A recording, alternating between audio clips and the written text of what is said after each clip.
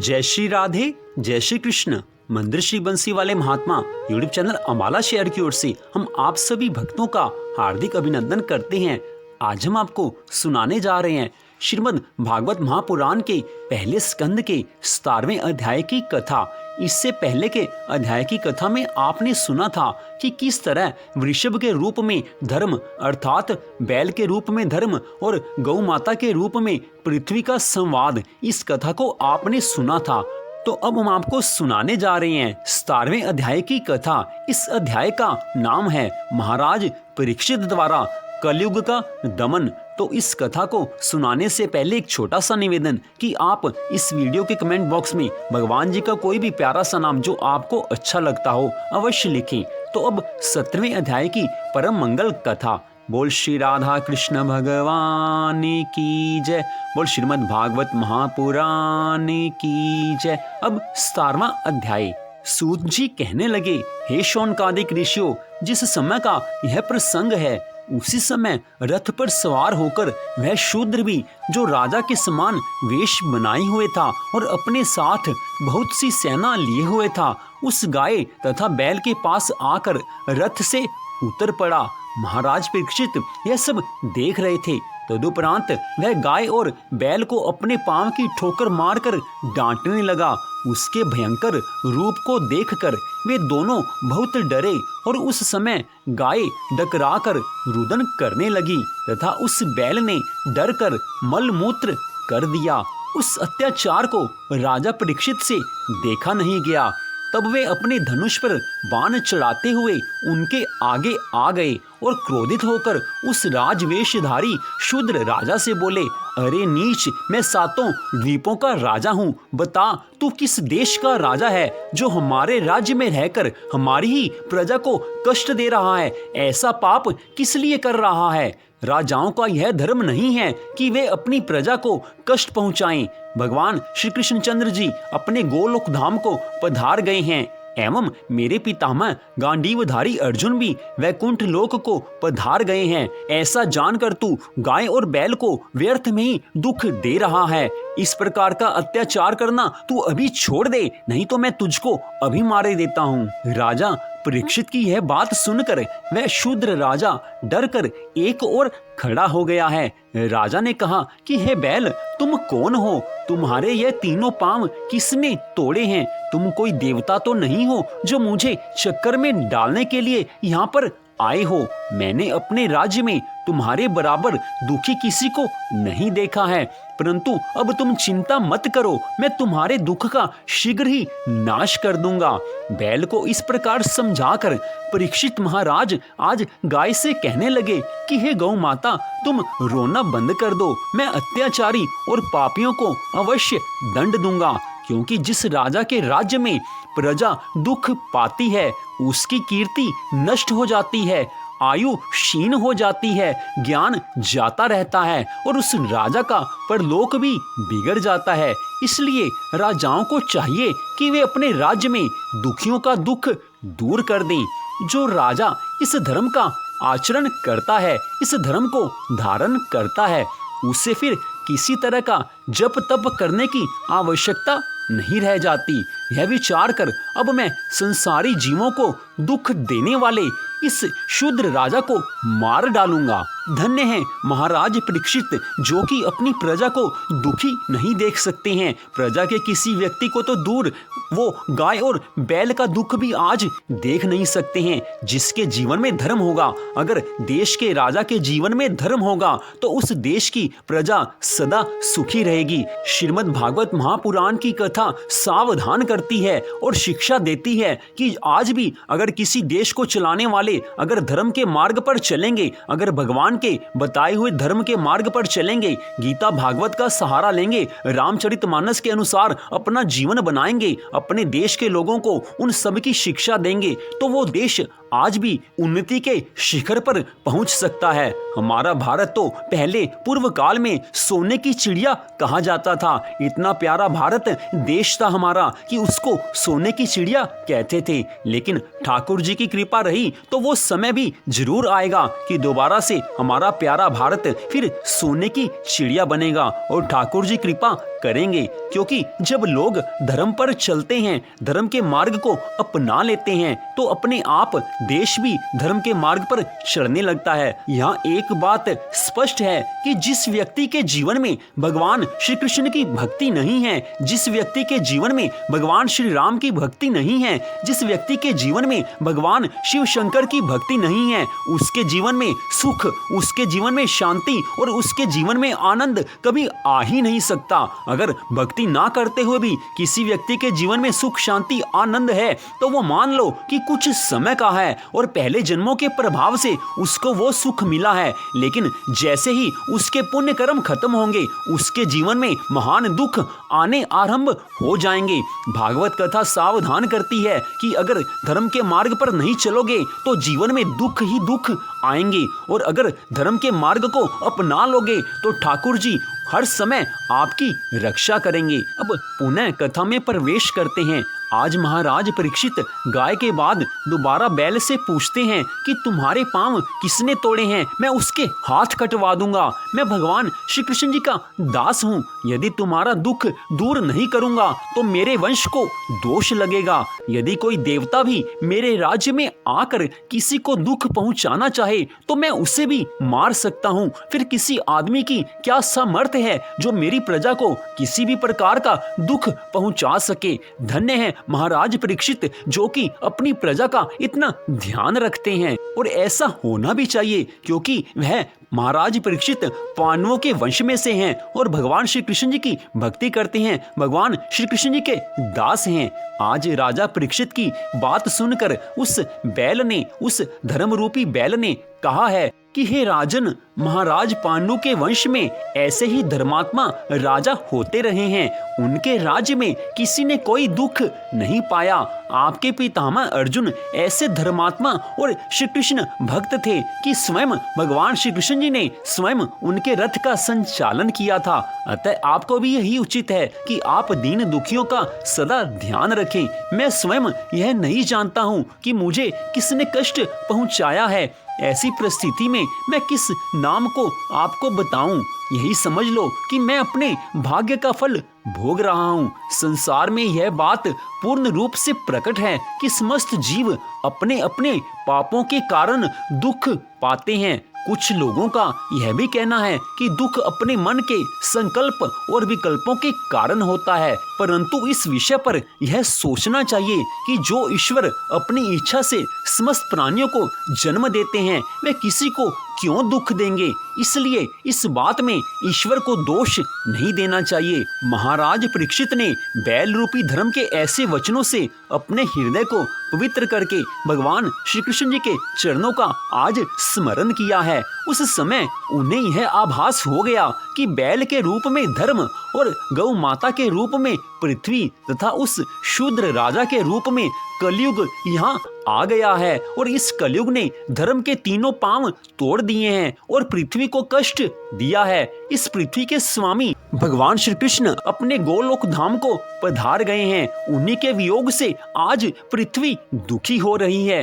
पापी का नाम लेने से भी पाप होता है और धर्मात्मा का नाम लेने से पुण्य होता है। यही सोचकर बैल रूपी धर्म ने अपने शत्रु कलयुग रूपी पापी का नाम नहीं बताया था। महाराज परीक्षित को यह भी ज्ञान हो गया कि पहले धर्म के 4 चरण तप, सत्य, दया और क्षमा स्थिर थे, परंतु कलयुग में पाप अधिक बढ़ जाने से उसके तप, दया और क्षमा रूपी तीनों चरण टूट गए हैं। अब धर्म का जो सत्य रूपी एक चरण शेष रहा है, उसे भी यह कलयुग अब तोड़ देना चाहता है। इस कथा को समझने के लिए एक बड़ा सुंदर दृष्टांत है। महाभारत में एक सत्यदेव राजा की कथा आती है। अब आप उसको सुनिए। सत्यदेव राजा एक दिन प्रातःकाल जब जगा तो उसने अपने महल से एक सुंदरी स्त्री को बाहर जाते हुए देखा। राजा को आश्चर्य हुआ। उसने उस स्त्री से पूछा कि वह कौन है, तो उसने उत्तर दिया कि उसका नाम लक्ष्मी है और कहा कि मैं अब तेरे महल से, तेरे घर से जा रही हूँ। राजा ने कहा कि ठीक है, आप जा सकती हो। कुछ देर के बाद एक सुंदर पुरुष घर से बाहर निकला। राजा ने उससे पूछा कि वह कौन है, तो उसने कहा कि वह दान है। जब लक्ष्मी जी यहाँ से चली गई तो तुम दान कैसे कर सकोगे, सो मैं भी लक्ष्मी जी के साथ जा रहा हूँ। तो राजा ने उसे भी जाने दिया है। फिर एक तीसरा पुरुष बाहर जाने लगा। उसने बताया कि वह सदाचार है। जब लक्ष्मी और दान ही नहीं रहे तो मैं यहाँ पर रहकर क्या करूँगा। राजा ने उसे भी जाने की आज्ञा दे दी है। फिर एक और सुंदर पुरुष बाहर जाते हुए नजर आया। पूछने पर उसने अपना नाम बताया कि वह यश है। वह बोला कि जहाँ लक्ष्मी, दान और सदाचार ना हो वहां पर मैं नहीं रह सकता। राजा ने उसे भी जाने दिया। कुछ देर बाद एक और सुंदर युवक उस घर से निकलकर जाने लगा। पूछने पर उसने अपना परिचय दिया कि वह सत्य है। जब आपके यहाँ लक्ष्मी, दान, सदाचार और यश नहीं रहे तो मैं अकेला यहाँ क्या करूँगा, मैं कैसे रहूँगा, मैं भी उनके साथ ही जाऊँगा। तो सत्यदेव राजा ने कहा कि मैंने तो आपको कभी छोड़ा नहीं, मैंने अपने जीवन में सत्य का साथ कभी नहीं छोड़ा है। फिर आप मुझे क्यों छोड़ कर जा रहे हैं? मैंने अपने जीवन में जहाँ तक मुझे ध्यान है मैंने कभी सत्य का साथ नहीं छोड़ा, मैंने कभी झूठ का सहारा नहीं लिया। आपको अपने पास रखने के लिए ही मैंने लक्ष्मी, यश आदि का त्याग किया है। हे सत्य, आपको मैं जाने नहीं दूंगा। आप मुझे छोड़कर चले जाएंगे तो मेरा सब कुछ लुट जाएगा। राजा की इस प्रकार की प्रार्थना के कारण सत्य नहीं गया, और जब सत्य ही नहीं गया तो लक्ष्मी, दान, सदाचार और यश भी राजा के महल में वापस लौट आए। इस कथा से यह शिक्षा मिलती है कि जहाँ पर सत्य होता है वहाँ लक्ष्मी, दान, सदाचार और यश को आना ही पड़ता है। बिना सत्य के सब कुछ व्यर्थ है। इसलिए स्पष्ट है कि सत्य ही सर्वस्व है। चाहे बाकी की सारी संपत्तियां चली जाएं, कोई चिंता नहीं करनी चाहिए, किंतु जीवन में से सत्य को नहीं जाने देना चाहिए। सत्य रहेगा तो सब कुछ रहेगा।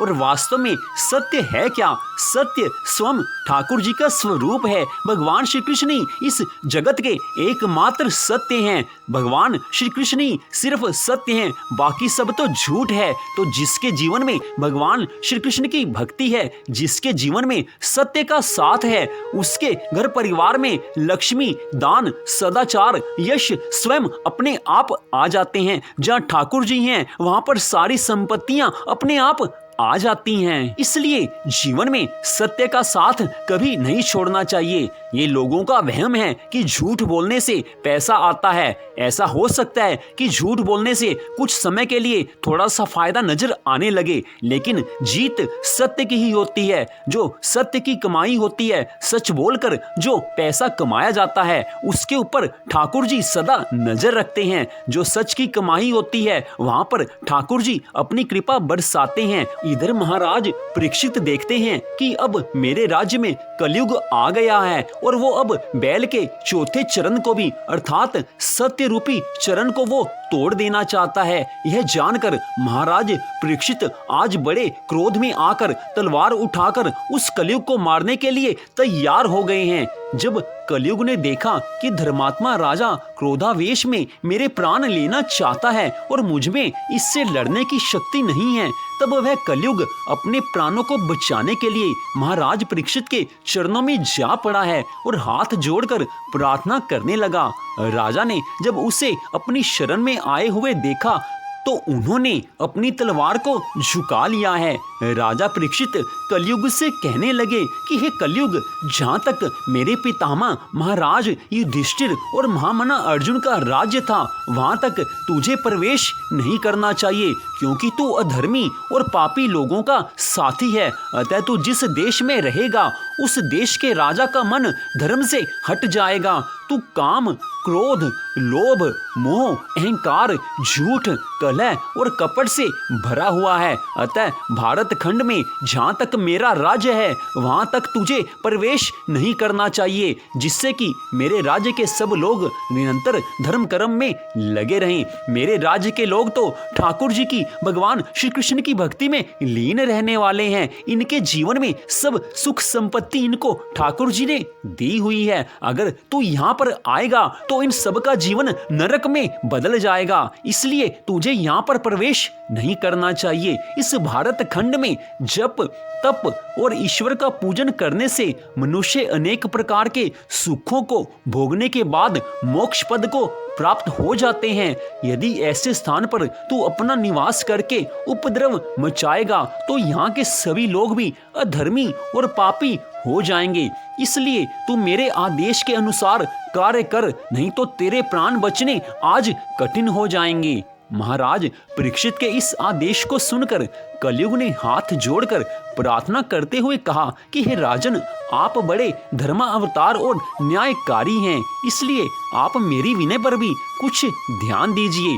पितामह ब्रह्मा जी ने सतयुग, त्रेता, द्वापर और कलयुग इन 4 युगों का निर्माण कर प्रत्येक युग की अवधि निश्चित कर दी थी। इसमें सतयुग, त्रेता और द्वापर तो अपनी अवधि पूरी कर चुके हैं। अब मैं कलयुग ही शेष बचा हूँ। मेरा शासन काल अब प्रारंभ हो गया है और आप मुझे ये आज्ञा दे रहे हैं कि आपके राज्य में मैं निवास ना करूं। ये राजन, आपका राज्य तो 7 द्वीपों में फैला हुआ है, अतः आप ही बताइए कि मैं कहाँ जाकर निवास करूं। इसके साथ ही आप यह भी ध्यान रखें कि ब्रह्मा जी ने 4 युगों की जो अवधि निश्चित कर दी है उसमें किसी प्रकार का कोई परिवर्तन हो नहीं सकता, उसमें कोई परिवर्तन कर नहीं सकता। दूसरी बात यह है कि आपने मेरे अवगुणों को तो देखा है, परंतु मेरे गुणों को आप अभी तक नहीं जान पाए। मुझ में एक बहुत बड़ा गुण यह है कि सतयुग में यदि किसी राज्य में कोई एक मनुष्य भी पाप करता था तो उसका दंड राज्य के सभी लोगों को भोगना पड़ता था। त्रेता युग में एक मनुष्य के अत्याचार करने पर उसका फल नगर के सब लोगों को मिलता था। इसी प्रकार द्वापर युग में एक मनुष्य के अधर्म करने से उसका फल उसके सारे परिवार को मिलता था। परंतु मेरे राज्यकाल में कलयुग में जो मनुष्य पाप करता है मैं केवल उसी को पकड़कर उसके पाप करने वाले अंग को ही दंड देता हूँ। जब अन्य युगों में मानसिक पाप करने पर भी मनुष्य को उसके अनुसार दंड भोगना पड़ता था, तो मेरे युग में अर्थात कलयुग में मानसिक पापों का फल नहीं मिलता है, किंतु मानसिक पुण्यों का अच्छा फल मिलता है। कलयुग के ऐसे दीन वचन सुनकर भी जब राजा परीक्षित को उस पर दया नहीं आई, तब कलयुग दोबारा कहने लगा कि हे महाराज, मुझ में इसके अतिरिक्त एक गुण यह भी है कि सतयुग में मनुष्य को 10,000 वर्षों तक तपस्या करनी पड़ती थी, तब कहीं जाकर उसकी मनोकामना पूरी होती थी, भगवान की कृपा उसको मिलती थी और उसको मोक्ष मिलता था। त्रेता युग में मनुष्य हजारों वर्षों तक यज्ञ करते थे, तब उनका उद्धार होता था, उनको मोक्ष मिलता था। इसी तरह द्वापर युग में भी सैकड़ों वर्ष तक भगवान का जप और पूजन करने पर मनुष्य को मोक्ष प्राप्त होता था। परंतु मेरे राज्यकाल में कलयुग में यदि कोई मनुष्य पवित्र हृदय से श्रद्धा पूर्वक, प्रेम पूर्वक एक क्षण भी भगवान का स्मरण कर लेता है और भगवान की लीलाओं का श्रवण करता है, भगवान की कथा को सुनता है, तो वह जन्म जन्म के पापों से मुक्त होकर उसी समय समस्त कामनाओं को प्राप्त कर लेता है और उसको मोक्ष मिल जाता है। हे राजन, कलयुग में सिर्फ कृष्ण नाम संकीर्तन से ही मनुष्य की सभी मनोकामनाएं पूरी हो जाती हैं। कलयुग में, इस मेरे युग में सबसे बड़ा धर्म यही है कि भगवान के नामों का जाप करना, भगवान की लीला कथा को सुनना। जो कलयुग में एक दिन रात भी भगवान के नाम का जाप करता है, श्रद्धा पूर्वक भगवान के नाम का जाप करता है, तो भगवान उसको सब कुछ दे देते हैं और उसको मोक्ष मिलता है। भक्ति करना कलयुग में सबसे ज्यादा सुलभ है। मेरे समय में अर्थात कलयुग में श्री कृष्ण नाम संकीर्तन से सभी कामनाएं पूरी हो जाती हैं और भगवान के चरणों में प्रेम हो जाता है। कलयुग इस प्रकार प्रार्थना करने लगा है। कलयुग के इस गुण को सुनकर राजा परीक्षित आज प्रसन्न हुए हैं। उसी समय कलयुग ने पुनः प्रार्थना की कि हे राज शिरोमणि, अब आप कृपा करके मुझे जीवन दान दीजिए और कोई ऐसा स्थान बताइए कि जहां जाकर मैं निवास कर सकूं। मैं इस समय आपके डर से भयभीत हो रहा हूं, इसलिए आप जो भी आज्ञा देंगे उसे मैं अवश्य शिरोधार्य करूंगा। जब कलयुग ने इस तरह अनेक प्रकार से विनती की, तब राजा ने दुखी जानकर अपने मन में सोचा कि शरणागत को मारना उचित नहीं है। ऐसा विचार कर आज राजा परीक्षित कहने लगे हैं कि हे कलयुग, मैं तुम्हें रहने के लिए स्थान बताता हूँ। जिस जगह लोग जुआ खेलते हो, जहाँ मदिरा बिकती हो, जिस स्थान पर वैश्या रहती हो और जहां पर जीव हिंसा होती हो, उस स्थान पर जाकर तुम निवास करो। राजा परीक्षित का यह आदेश सुनकर कलयुग ने पुनः कहा कि हे राजन, इन 4 स्थानों में मेरा पूरा परिवार कैसे रह सकेगा? अतः आप मुझे कुछ स्थान और बताइए। राजा परीक्षित कहने लगे, जिस लोभी मनुष्य के पास मुद्रा अर्थात धन और सोना हो, किंतु वह उसे दान और धर्म कर्मों में ना लगाता हो, वहां जाकर भी तुम निवास कर सकते हो। इन 5 स्थानों के अलावा यदि किसी अन्य स्थान पर जाकर तुम निवास करोगे तो मैं तुम्हें उसी क्षण मार डालूंगा। तब कलयुग ने राजा परीक्षित को धर्मात्मा और शक्तिशाली जानकर सोचा कि अभी तो राजा का यह आदेश मान लेना चाहिए। इसके बाद में राजा का चित्त जब किसी समय धर्म से हटेगा, तब मैं मौका पाकर अपना काम कर डालूंगा। यह सोचकर कलयुग ने कहा कि बहुत अच्छा महाराज, अब आप मेरे को विदा कीजिए, मैं आपके बताए हुए स्थानों पर जा रहा हूँ। आज भागवत कथा का यह प्रसंग सावधान करता है कि कलयुग का प्रवेश कहाँ पर है। इसमें स्पष्ट बताया गया है कि जिस स्थान पर जुआ खेला जाता है, जहाँ पर शराब पी जाती है और जहाँ पर स्त्री का वैश्या का संग किया जाता है और जहाँ पर जीव हिंसा होती है अर्थात जहाँ पर मांस खाया जाता है और जहाँ पर अधर्म के पैसे से सोना इकट्ठा पड़ा होता है, इन 5 स्थानों पर कलयुग का आज वास है। इसलिए धर्म के ऊपर चलने वाले व्यक्तियों को इन 5 चीजों को अपने घर में कभी स्थान नहीं देना चाहिए। अगर ये 5 चीजें किसी के घर परिवार में प्रवेश कर गई तो उस घर में कलयुग का वास हो जाएगा और उस घर में कभी शांति आ नहीं सकेगी और सुख शांति आनंद उस घर को छोड़कर चले जाएंगे। कलयुग उस घर के सभी प्राणियों पर अपना अधिकार कर लेगा। इसलिए ध्यान से फिर सुने कि जुए में कलयुग का वास होता है, जो शराब पीता है वहां पर कलयुग का वास होता है, जो मांस खाता है वहां पर भी कलयुग का वास होता है, जहां पर पराई स्त्री से व्यभिचार किया जाता है, वैश्यागमन किया जाता है, वहां पर भी कलयुग का वास होता है, जो अधर्म का सोना घर पर इकट्ठा होता है वहां पर भी कलयुग का वास होता है। इसलिए इन सब स्थानों से दूर रहना चाहिए, इनसे मन को हटाकर रहना चाहिए, तभी धर्म जीवन में रहेगा, तभी कलयुग का प्रभाव हमारे घर परिवार में हमारे जीवन में नहीं रहेगा। अगर हम इन 5 स्थानों से बचते हैं तो ठाकुर जी की कृपा हम पर बनी रहेगी। इस व्यक्ति के जीवन में ये 5 पाप कर्म होंगे, वो कभी सुखी नहीं रह सकेगा। अगर वो सुखी होना चाहता है तो वो भी भागवत कथा का सहारा ले, इस कथा को सुने और उन 5 कामों से अपने आप को दूर कर ले, तब तो प्रभु उसके पहले के पापों को क्षमा कर देंगे। लेकिन जो भगवान की कथा नहीं सुनता और इन 5 कामों में लगा रहता है, उसके जीवन में कभी सुख शांति आनंद आ भी नहीं सकते, उसको सपने में भी सुख नहीं मिलेगा। आज उन अधर्म के 5 स्थानों को छोड़कर धर्म की राह पर चल लो, ठाकुर जी की कथा में मन लगाओ, ठाकुर जी के नामों का जाप करो, तो भगवान पहले के सभी पापों को क्षमा कर देते हैं। ठाकुर जी स्पष्ट कहते हैं, गीता में भगवान ने अर्जुन को स्पष्ट कहा था कि सब धर्मों को छोड़कर केवल मेरी शरण में आ जा, मैं तेरे सारे पापों को दूर कर दूंगा, तुझे सारे पापों से मैं मुक्त कर दूंगा। भगवान स्पष्ट कहते हैं कि जो सबको छोड़कर मेरी शरण में आ जाता है, उसके पहले के सभी पापों को मैं बिल्कुल क्षमा कर देता हूं। तो हम सबका यह धर्म है कि हम अब तक जो हो चुका, अब हमें अपना जीवन भगवान में लगाना चाहिए। कथा सुनकर कुछ तो परिवर्तन जीवन में करना ही चाहिए। कथा सुना तभी माना जाता है कि जब हम कोई बात माने, हमारे जीवन में धर्म बढ़े।